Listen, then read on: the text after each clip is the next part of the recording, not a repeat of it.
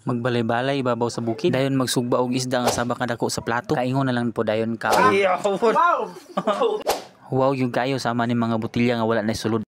For today's video mga dong, no, banin na po ko ninyo sa atong laaga ni mga panahon na. Laago na po ni nato ang isa ka kaliguanan nga wapo yung kayo. Nga sukad wala pag yun nato naliguan. Ug timing po kayo daning dapita nga naanay nagbalay-balay. Diri na din ko nasayod nga pwede man day mag-overnight dirin lugar. Sa walay pagduha-duha nagpa-booking na din mi anyang higayon na. Sa katong gusto magpa-booking aning lugar ug mag-overnight, magita ra dinhi sa bukid sa Balagnan. Kay kita pa may nakauna og abot og mingaw pupud ani mga panahon na. Ato na po dayon ipangitaan og lugar kung asa ta maplastada og balay-balay aning bukira. Ug syempre uban ako akong misis ani sa pagbuhat og balay-balay kay diri may mga tulog kung gabiin. Ug nisunod na po dayon ang igagaw sa akong asawa nga magbalay-balay diring lugar. Ako magyud magbalay-balay diring dapita kay hashtag yun tong nawa. Ug dili dayon na mawala ang mga putahe nga perting pitia. Sinugbang baboy nga himuon og dinakdakan. Giubanan sa bami nga perting daghanang utan. Wala dayon kaagwan taong kauban nga nang gitilawan.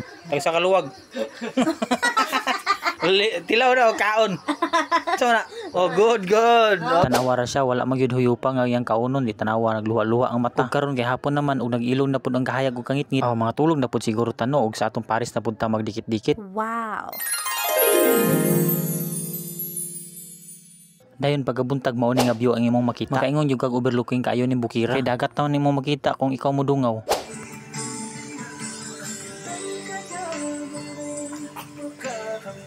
Og dani naglibog ko sa akong isa ka kauban. Kung heartbroken ba sa kanta. Naghulat sa pagluto kung kanus ang mahuman. Bitaw pisyo inday malo. Kay nahuman naman taog kaon. Ato po dayon ning videohan ning isa nato ka kauban. Nausan ako gibiliban aning bata basta pudi na hisgutan. Buyag jud kaayo. Ay, mara ka video ka.